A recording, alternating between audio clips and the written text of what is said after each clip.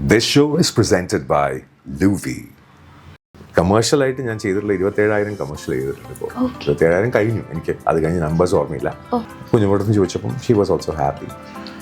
പിന്നെ കുഞ്ഞുമോളുടെ ലൈഫിൽ കുഞ്ഞുമോൾക്ക് ഏറ്റവും വലിയ ആഗ്രഹമായിരുന്നത് മോളെക്കുറിച്ചും മോനെക്കുറിച്ചും കുഞ്ഞുമോളെക്കുറിച്ചും അങ്ങനെയൊക്കെ മോശമായിട്ട് സംസാരിക്കാൻ അവർക്ക് ഒരു അധികാരമില്ല.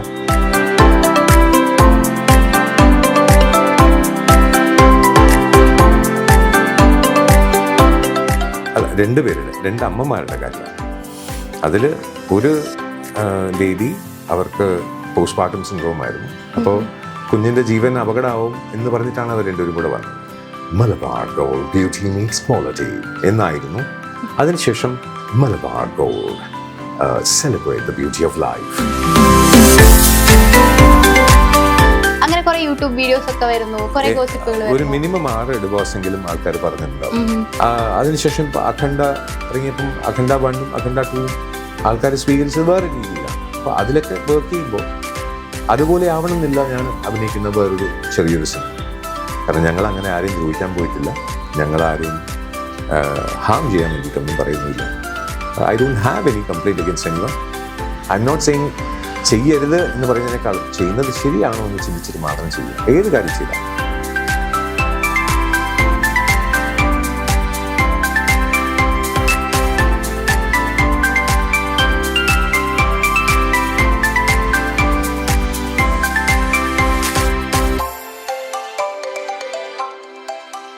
ആ ഒരു പാട്ട് അത് വളരെ സ്പെഷ്യലായിട്ട് ഞങ്ങൾക്ക് അത്രയും ക്ലോസ് ടു ആ ഹാർട്ടായിട്ടുള്ളൊരു പാട്ടാണ്. ആ പാട്ടിനെ നൃത്താവിഷ്കാരം എന്ന് മാത്രമേ അവിടെയും അനൗൺസ് ചെയ്തിട്ടുള്ളൂ.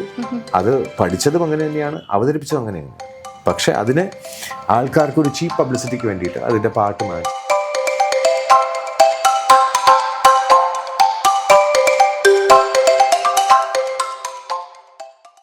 നിങ്ങളെ മീറ്റ് ചെയ്തതൊക്കെ പത്രമാറ്റ് സീരിയലിന്റെ 19-ാം തീയതി കുഞ്ഞ് ജോയിൻ ചെയ്തു. കുഞ്ഞുമോള് വന്നിട്ട് ഒരു ദിവസത്തെ വർക്ക് കഴിഞ്ഞു, 2ാമത്തെ ദിവസത്തെ വർക്ക് കഴിഞ്ഞു, 3ാമത്തെ ദിവസം വർക്ക് ചെയ്തു. ഷെഡ്യൂൾ കഴിഞ്ഞിട്ട് അടുത്ത ഷെഡ്യൂളിലേക്ക് വരാൻ പറ്റാത്ത രീതി ആയിപ്പോയി. ബിക്കോസ് ഡേറ്റ് ക്ലാഷ് ഉണ്ടായി.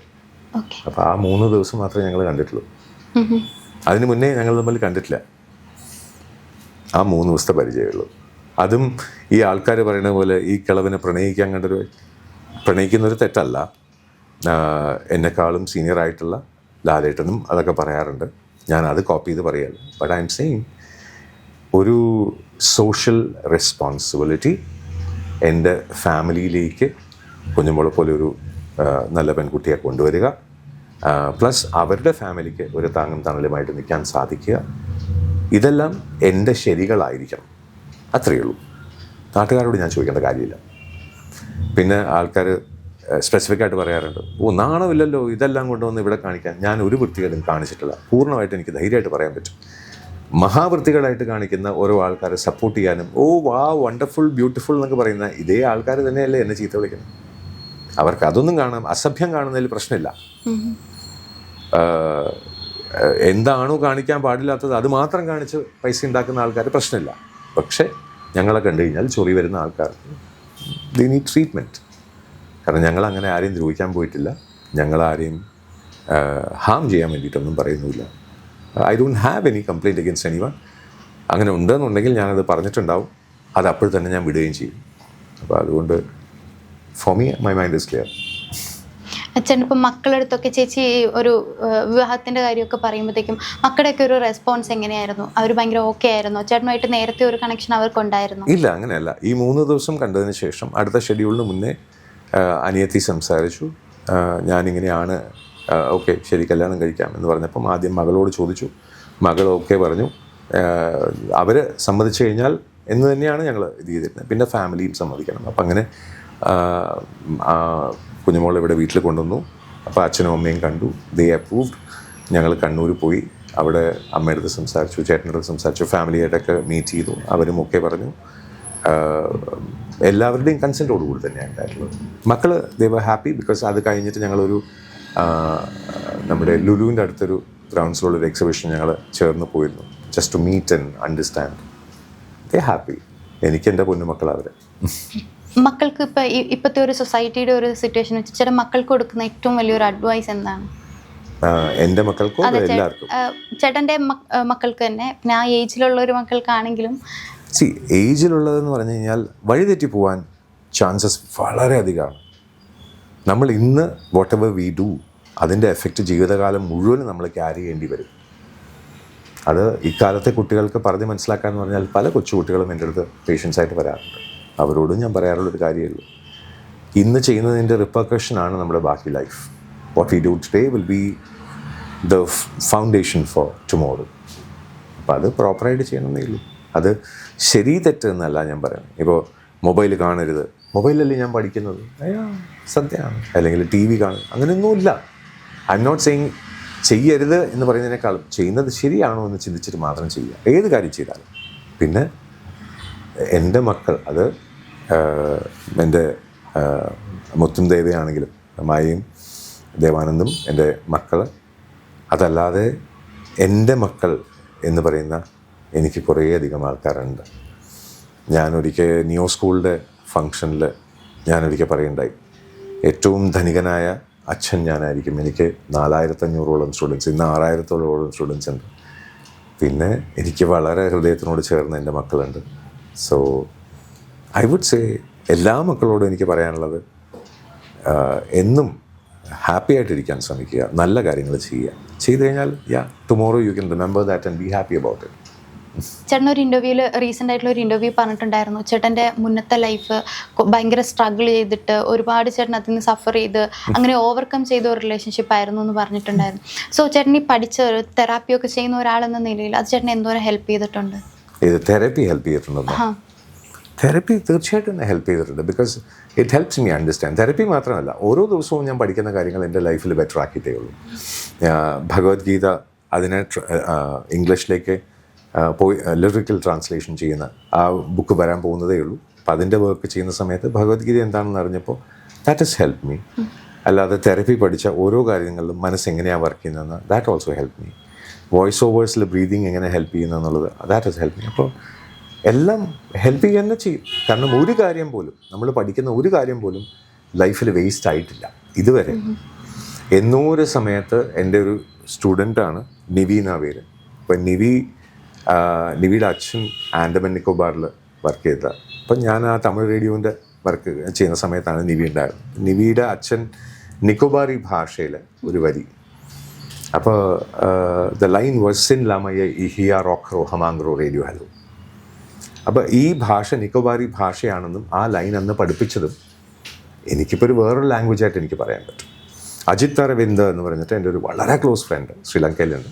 അജിത് അരവിന്ദ് എന്നെ സിംഗളം പഠിപ്പിച്ചത്, അതിൽ 1, 2, 3 ആയാലും ഒരു ചായക്കടിച്ച നീങ്കുരുത്തേതൻ എന്ന് ചോദിക്കുന്ന ചായ വേണം എന്ന് പറയുന്നതോ, അല്ലെങ്കിൽ അദ്ദേഹം പറഞ്ഞ യഹുൻകാന്തൻ മിനവിശേഷ പ്രവൃത്തി അലോഹ്പുരേ സ്ത്രീങ്കൻ രഹസ്യ സങ്കേത അനുരാധപുരേ ശ്രീ മഹാബോധി എന്ന് സിംഗളം എന്താണ് എന്ന് മനസ്സിലാക്കാൻ ഹെൽപ്പ് ചെയ്ത അജിത് അരവിന്ദ്. എൻ്റെ ഫ്രണ്ട്സ് ഹിന്ദി സംസാരിക്കുന്നു, എൻ്റെ വളരെ എനിക്ക് close to my heart Urdu എന്ന ഭാഷ. ഇങ്ങനെ ഇതെല്ലാം പഠിച്ചത് എവിടെയാണ് വേസ്റ്റ് ആയിട്ടുള്ളത്? ഒന്നും വേസ്റ്റ് അല്ല, എല്ലാം നമുക്ക് ലൈഫിൽ യൂസ്ഫുൾ ആയിരിക്കും. അതുകൊണ്ട് I don't think there is anything in this world which is not of use. റൈറ്റിങ്ങിലോട്ട് വരുവാണെങ്കിൽ ചേട്ടൻ ബുക്സൊക്കെ എഴുതുന്നുണ്ട്. അപ്പോൾ ഈ ചേട്ടൻ്റെ ലൈഫിലെ എക്സ്പീരിയൻസസ് ചേട്ടന് എഴുതുന്നതിൽ അത് ഭയങ്കരമായിട്ട് ഹെൽപ്പ് ചെയ്തിട്ടുണ്ടോ? തീർച്ചയായിട്ടും ഹെൽപ്പ് ചെയ്യും. എനിക്ക് ആദ്യം ഞാൻ എഴുതിയത് 9 ദിവസം നിർത്താണ്ട് രാവിലെ തൊട്ട് വൈകുന്നേരം വരെ I spend time in writing that book. Athmavicharam എന്ന് പറഞ്ഞൊരു ബുക്കായിരുന്നു ആദ്യം വന്നത്. അത് it was about life, spirituality and more. പല സമയത്തായിട്ട് ഞാൻ എൻ്റെ അടുത്ത് കോൺടംപ്ലേറ്റ് ചെയ്ത് ചിന്തിച്ച തോട്ട്സോ അല്ലെങ്കിൽ സുഹൃത്തുക്കളുമായിട്ട് സംവാദത്തിൽ ഏർപ്പെട്ടിട്ട് അവരുടെ നിന്നുണ്ടായ റിസൾട്ടോ, അങ്ങനെ പല കാര്യങ്ങളാണ് അതിലെ 18 ചാപ്റ്ററായിട്ട് വന്നിട്ടുള്ളത്. That was my first book. അതിനുശേഷം 2 നോവൽ എഴുതി. ആ കഥ എനിക്ക് പറയണം തോന്നി, ഒരു ഇൻട്രസ്റ്റിംഗ് ആയിട്ട് കഥ തോന്നി. കുറേ ആന്തോളജീസ് വർക്ക് ചെയ്തു. എൻ്റെ വളരെ അടുത്ത സുഹൃത്തും എൻ്റെ ഏറ്റവും നല്ല സ്റ്റുഡൻ്റായ ഒരു കുട്ടിയുടെ മകന് വേണ്ടിയിട്ട് ഇന്ത്യൻ ഹിസ്റ്ററിനെ കുറിച്ചൊരു കവിത എഴുതി. അപ്പോൾ ആ കവിതേനെ ടിൽ 1947 എന്ന് പറഞ്ഞൊരു ബുക്കായിട്ട് കംപ്ലീറ്റ് ചെയ്തു. അതിനകത്ത് 1947 വാക്കുകളേ ഉള്ളൂ. Till 1947 in 1947 words. അപ്പോൾ അങ്ങനെ ഒരു ബുക്ക് വന്നു. പിന്നെ എപ്പിസ്റ്റോളറീസ് എഴുതിയിട്ടുണ്ട്, കത്തുകളിലൂടെ കഥ പറയുന്ന ആ ഒരു സിസ്റ്റം.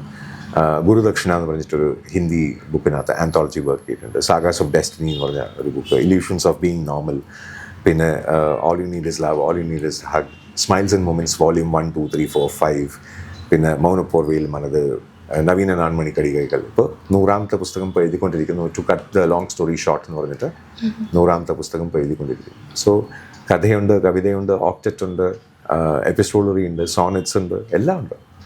ലിറ്ററേച്ചറിൽ എല്ലാ ടൈപ്പും, അതായത് 7ഓളം സബ് ഡിവിഷൻസിനെ 7ഓളം റൈറ്റിംഗ് സ്റ്റൈൽസ് വെച്ചിട്ടൊരു ബുക്ക്, അതിനായിരുന്നു രവീന്ദ്രനാഥ് ടാഗോർ അവാർഡ് കിട്ടിയത്.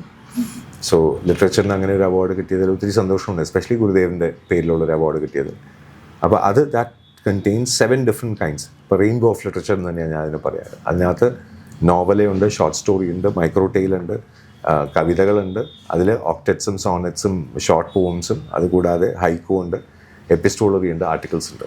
സോ 7 തരത്തിലുള്ള റൈറ്റിങ്ങിനെ ആ ബുക്കിനകത്ത് ഫീച്ചർ ചെയ്യാൻ സാധിച്ചു. Very happy about it. The book is called Sweat Blood and Quill. എങ്ങനെയാണ് ഈ പത്രമാറ്റ് സീരിയലിലോട്ടുള്ള ഒരു എൻട്രി? ഞാൻ പറഞ്ഞല്ലോ, വേറൊരു ആർട്ടിസ്റ്റാണ് അത് ചെയ്യാനിരുന്നത്. അദ്ദേഹം മരിച്ചുപോയി.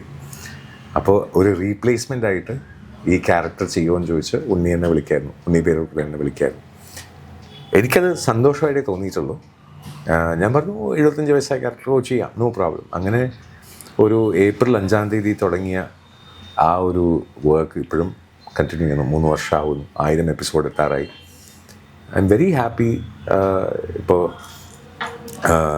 അതിൻ്റെ പ്രൊഡ്യൂസറായാലും, ഇപ്പോൾ ഷൈജു സാറായാലും, ഹാരിസൺ സാറായാലും, ശങ്കറായാലും, അവിടെ വർക്ക് ചെയ്യുന്ന ഓരോ ആർട്ടിസ്റ്റായാലും ടെക്നീഷ്യൻസ് ആയാലും വർക്ക് ചെയ്യുന്ന ഓരോരുത്തർക്കും ഞാൻ ഒരു രീതിയിൽ അല്ലെങ്കിൽ വേറൊരു രീതിയിൽ കടപ്പെട്ടിരിക്കുകയാണ്.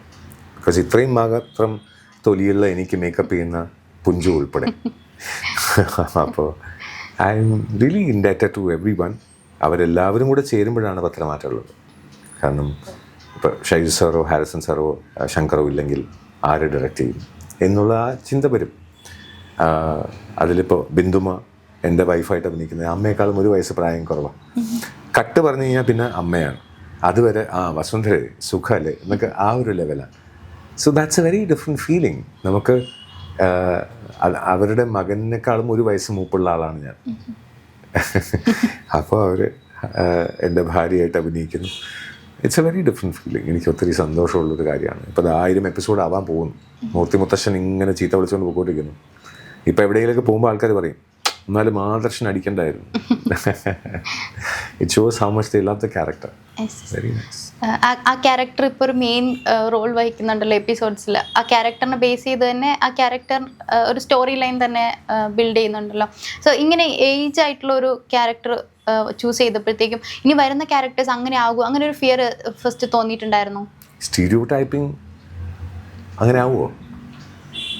നോർമലി ആൾക്കാർക്ക് അങ്ങനെ ഒരു ഫിയർ ഉണ്ടാവും. ഞാൻ അക്സെപ്റ്റ് ചെയ്താലല്ലേ ഉള്ളൂ. മുത്തശ്ശൻ ക്യാരക്ടർ തരുള്ളൂ. ഇല്ല, ഇപ്പം ഞാൻ അഖണ്ഡയിൽ ചെയ്തത് വേറൊരു പൊളിറ്റീഷ്യൻ്റെ ക്യാരക്ടറാണ്. രാമബാണത്തിൽ ചെയ്തത് മുഖർജി എന്ന് പറഞ്ഞൊരു വില്ലൻ ക്യാരക്ടറാണ്. 128 വയസ്സായ ഒരു ബാബാജീൻ്റെ ക്യാരക്ടറാണ് ഞാൻ ഓതിലയിൽ തെലുങ്കിൽ ചെയ്തത്. ഇപ്പോൾ ഹൂഡിനി ദ കിങ് ഓഫ് മാജിക് എന്ന് പറഞ്ഞ പ്രജേഷ് സെൻ്റെ മലയാള സിനിമയിൽ ഞാൻ അതിൽ ഡയലോഗ്സ് ഇല്ല. ഞാനൊരു മജീഷ്യനായിട്ട്, സ്ട്രീറ്റ് മജീഷ്യനായിട്ടാണ് ചെയ്തത്. വെറൈറ്റി ഉണ്ട്. പശുമാട് എന്ന് പറഞ്ഞ തമിഴ് സിനിമയിൽ വേറെ ക്യാരക്ടറാണ്. ഒരു അറബിയായിട്ടാണ് മൈക്കിൾ പട്ടിരാജയിൽ അഭിനയിച്ചത്. ലോനപ്പൻ്റെ മുഹമ്മദ് ഹസയിൽ ഒരു മീഡിയ ഹെഡായിട്ടാണ് അഭിനയിച്ചത്. മുന്നറിയിപ്പിനകത്തൊരു പബ്ലിഷറായിട്ട് അഭിനയിച്ചത്. So I don't think stereo typing ഒക്കെ പേടിക്കണം എന്നുണ്ടായിരുന്നെങ്കിൽ അമ്പിളിച്ചേട്ടൻ ചെയ്ത ക്യാരക്ടേഴ്സ് ഒന്ന് ആലോചിച്ചു. ഐ മീൻ ജഗദീഷ് കുമാറിൻ്റെ ക്യാരക്ടേഴ്സ് ഒന്ന് ആലോചിച്ചു. ഒരു ലൈഫ് ടൈം ചെയ്യാനുള്ള ക്യാരക്ടേഴ്സ് ചെയ്തിട്ട് ഒരിക്കൽ ഒരു ഇൻ്റർവ്യൂവിൽ അമ്പിളിച്ചേട്ടൻ്റെ അടുത്ത് ആരോ ചോദിച്ചു എന്തുകൊണ്ടാണ് അന്യഭാഷയിലേക്ക് പോവാത്തത്. അമ്പിളിച്ചേട്ടൻ പറഞ്ഞ വലിയൊരു കാര്യമാണ്. ഹി സെഡ്, മലയാളത്തിൽ ആദ്യം എൻ്റെ ക്യാരക്ടേഴ്സ് കഴിയട്ടെ, അത് കഴിഞ്ഞിട്ടല്ലേ നമുക്ക് അന്യഭാഷ. അതുകൊണ്ട് സ്റ്റീരിയോ ടൈപ്പിംഗ് ഒക്കെ ഇപ്പോൾ പേടിക്കുന്നത്, എനിക്ക് ഒരു ഡയറക്ടർ പറയുന്നതനുസരിച്ച് എനിക്ക് അഭിനയിക്കാൻ പറ്റുന്നുണ്ട് എന്നാണ് എൻ്റെ വിശ്വാസം. അപ്പോൾ അങ്ങനെയാണെന്നുണ്ടെങ്കിൽ ഇനിയും ഡയറക്ടേഴ്സ് ആഗ്രഹിക്കുന്നതനുസരിച്ച് എനിക്ക് ക്യാരക്ടർ മാറ്റാം. Stereo typing is when I cannot do that. ഇപ്പം ഞാൻ ഒരു സിനിമയിൽ അപ്പൂപ്പനായി അല്ലെങ്കിൽ ഒരു സീരിയൽ അപ്പൂപ്പനായി, ഇനി ബാക്കി എനിക്ക് അപ്പൂപ്പൻ മാത്രമേ ചെയ്യാൻ അറിയാവൂ എന്നൊന്നുമില്ല. എൻ്റെ ഭാഗത്തുനിന്ന് I will do my best so that the director gets what he wants. ഒരു സംവിധായകൻ ആഗ്രഹിക്കുന്ന പോലെ ആ കഥാപാത്രത്തിനെ അവതരിപ്പിക്കാൻ അറിയാവുന്ന ഒരാളെയാണ് നമ്മൾ അഭിനേതാവ് എന്ന് പറയേണ്ടത്. അങ്ങനെ പറയാനുള്ളൊരു യോഗം എനിക്കുണ്ടാവട്ടെ. ഇപ്പം ആൾക്കാർ പറയുമല്ലോ ഇപ്പോൾ കല്യാണം കഴിഞ്ഞിട്ട് ആക്ടിങ് പറ്റില്ല. അപ്പോൾ ചേട്ടൻ നിങ്ങളുടെ ദിവ്യചേച്ചിയായിട്ടുള്ള വിവാഹം കഴിഞ്ഞപ്പോഴത്തേക്കും ചേച്ചി ഇങ്ങനെ ചോദിച്ചിട്ടുണ്ടോ ഞാൻ ഇനി ആക്ടിങ്ങിന് പോയിക്കോട്ടെ, അങ്ങനെ എന്തെങ്കിലും ഒരു തോട്ട് നിങ്ങളുടെ ഇടയിൽ? She's N actress. ഒരു അഭിനേത്രിയോട് അഭിനയിക്കരുതെന്ന് പറയണത്, how can you do that? ഞാൻ ഒരിക്കലും അങ്ങനെ ഒരു എന്താ പറയുക, അതിന് സങ്കുചിത മനോഭാവം എന്ന് പറയണമെങ്കിൽ പറയാം. പക്ഷെ ഞാൻ അങ്ങനെ കുറ്റം പറയുകയല്ല, എനിക്കങ്ങനെ തോന്നിയിട്ടില്ല. She's N actress. ചെയ്യണം, ഇനിയും നല്ല നല്ല ക്യാരക്ടേഴ്സ് ചെയ്യണം. സന്തോഷേ. റീസെന്റ് ചേച്ചി മോഹിനിയാട്ടം ഒക്കെ, അത് മോഹിനിയാട്ടം അല്ല, ആ ഒരു പാട്ട് അത് വളരെ സ്പെഷ്യലായിട്ട് ഞങ്ങൾക്ക് അത്രയും ക്ലോസ് ടു ആ ഹാർട്ടായിട്ടുള്ളൊരു പാട്ടാണ്. ആ പാട്ടിനെ നൃത്താവിഷ്കാരം എന്ന് മാത്രമേ അവിടെയും അനൗൺസ് ചെയ്തിട്ടുള്ളൂ. അത് പഠിച്ചതും അങ്ങനെ തന്നെയാണ്, അവതരിപ്പിച്ചതും അങ്ങനെ തന്നെയാണ്. പക്ഷെ അതിനെ ആൾക്കാർക്കൊരു ചീപ്പ് പബ്ലിസിറ്റിക്ക് വേണ്ടിയിട്ട് അതിൻ്റെ പാട്ട് മാറ്റി, അതിൻ്റെ സ്പീഡ് മാറ്റി, അതിനെ എങ്ങനെയെങ്കിലും കളിയാക്കി, ഇത് കണ്ടോ, അതാ കോലം കെട്ടിയിരിക്കുന്ന കണ്ടോ, എന്നാൽ അവർ ചെയ്യട്ടെ, അവർ ചെയ്ത് കാണിക്കട്ടെ.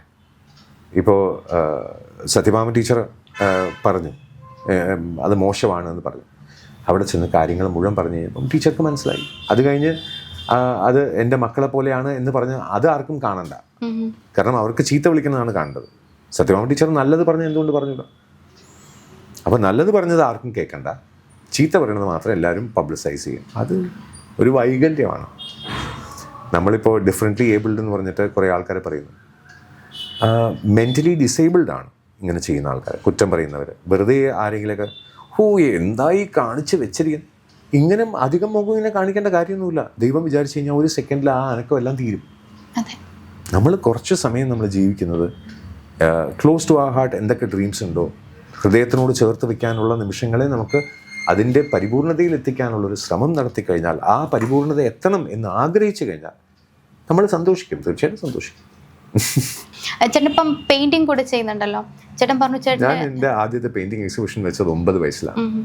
അന്ന് തൊട്ട് എൻ്റെ ലൈഫിൽ പെയിന്റിംഗ് ഉണ്ട്. റീസെൻ്റായിട്ട് ഞാൻ അതിൻ്റെ ആദ്യം തുടങ്ങിയത് വാട്ടർ കളറിലായിരുന്നു, അക്രിലിക് ചെയ്തു, പേസ്റ്റൽസ് ചെയ്തു, റിവേഴ്സ് പെയിൻറ്റിങ് വൈറ്റ് ചാർക്കോളിൽ ചെയ്തു. അപ്പം അങ്ങനെ പല പെയിൻറ്റിങ്സ് ചെയ്യുന്ന സമയത്ത് എനിക്ക് ആദ്യത്തെ ഗുരു വിജയമാഷ് ഇതിൽ തുടങ്ങി പല ആൾക്കാരും പഠിപ്പിച്ചു. ആ പഠിപ്പിച്ചതെല്ലാം വെച്ച് 9ാമത്തെ വയസ്സിൽ എക്സിബിഷൻ വെച്ചത്.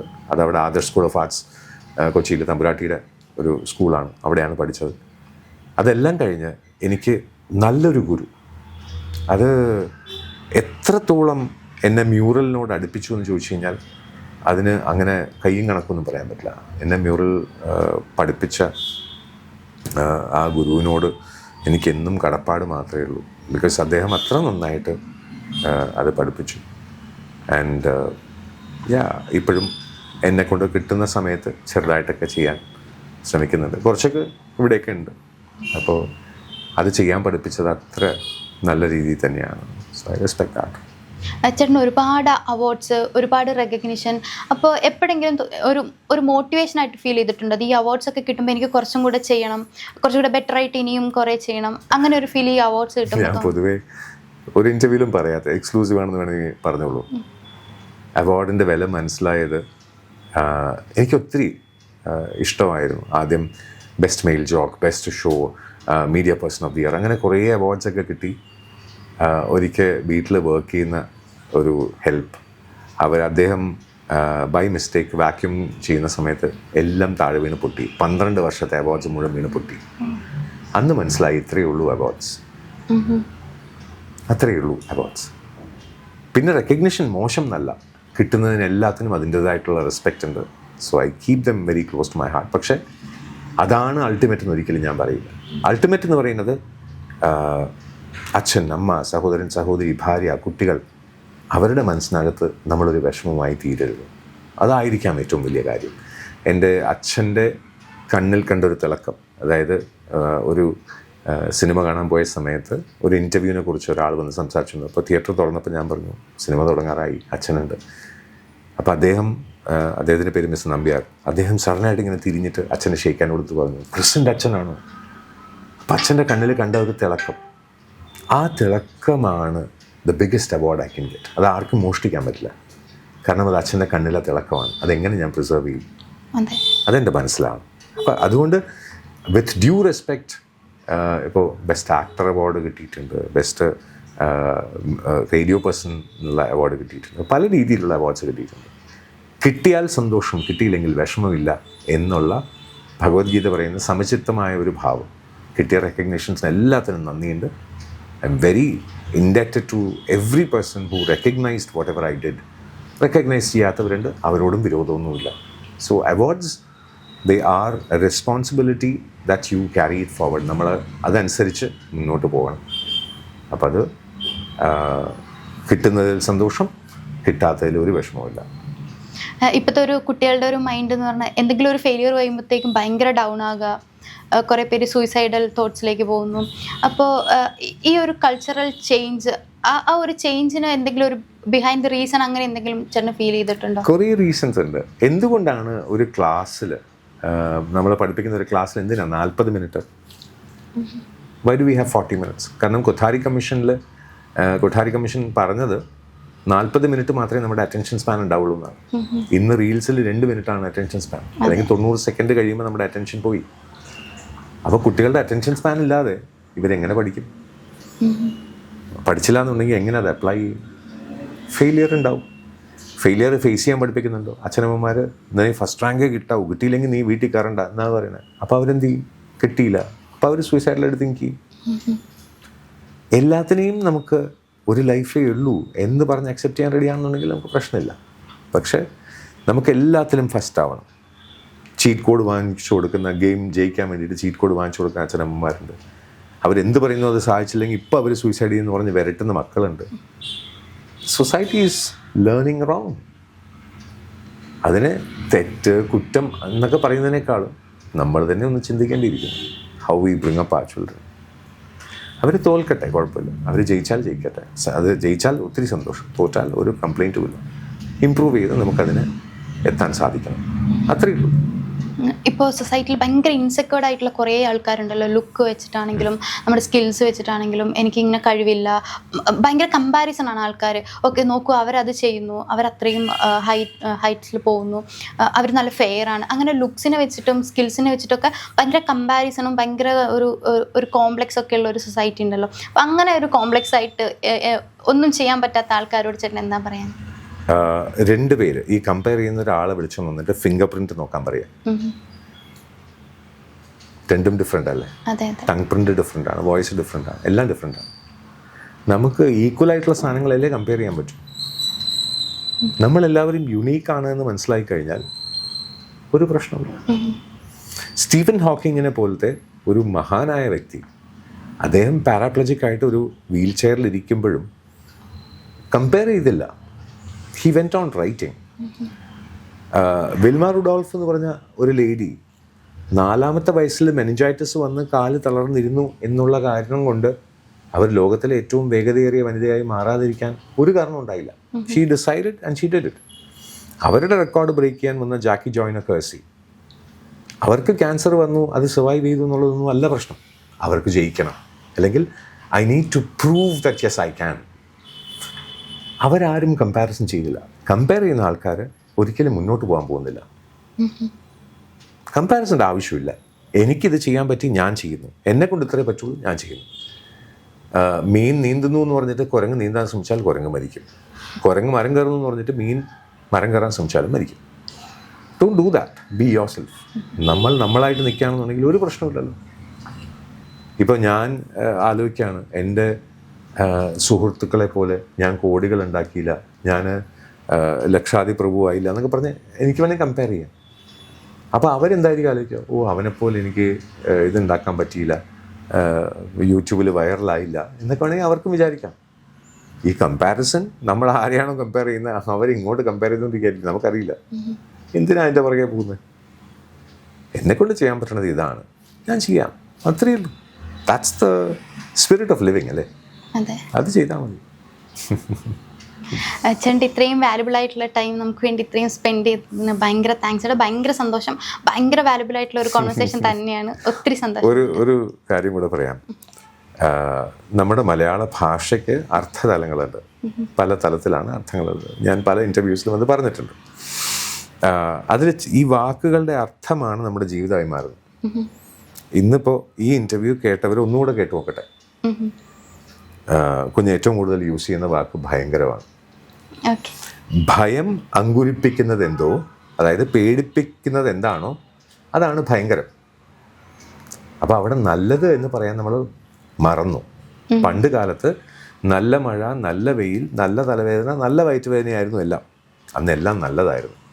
ഇന്ന് ഒടുക്കത്തെ കാറ്റ്, പണ്ടാറടങ്ങിയ മഴ, ഭയങ്കര രസം, ഇങ്ങനെ ചീത്ത വാക്കുകൾ മാത്രമല്ലേ നമ്മൾ യൂസ് ചെയ്യുള്ളൂ. അതുകൊണ്ടാണ് പ്രകൃതി ഇങ്ങനെ ഇരിക്കുന്നത്. The moment we start making A change, saying that നല്ലതായിരുന്നു, ഭംഗിയായിരുന്നു, അത് വളരെ നന്നായിരുന്നു, ഗംഭീരമായിരുന്നു, എത്ര നല്ല വാക്കുകളുണ്ട്. പക്ഷെ നമുക്ക് we are caught in a rat. അടിപൊളി, ഇടിവെട്ട്, മാസ്, കൊലമാസ്, മരണമാസ്, ചപ്പ്, ചവറ്, കുന്തം, കുടച്ചക്രം, ഇങ്ങനെ പോവുക.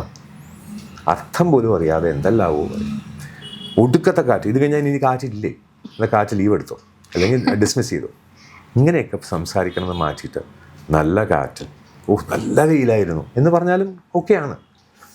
പക്ഷേ നമ്മൾ ഈ നെഗറ്റീവായിട്ടുള്ള വാക്കുകൾ യൂസ് ചെയ്യുമ്പോൾ നമ്മുടെ ലൈഫിലേക്കും അത് തന്നെയാണ് വരുന്നത്. The movie say negative, we are attracting that negative. എന്തിനാണ് ജീവിതത്തിലേക്ക് നെഗറ്റീവ് കൊണ്ടുവരണം? നമുക്ക് നല്ലത് കൊണ്ടുവരാമല്ലോ. അതുകൊണ്ട് കുഞ്ഞ് നന്നായിട്ട് ഇൻ്റർവ്യൂ ചെയ്തു, നന്നായിരുന്നു. വെൽക്കം. അപ്പോൾ എനിക്കും നല്ല സന്തോഷം. റൈറ്റ്.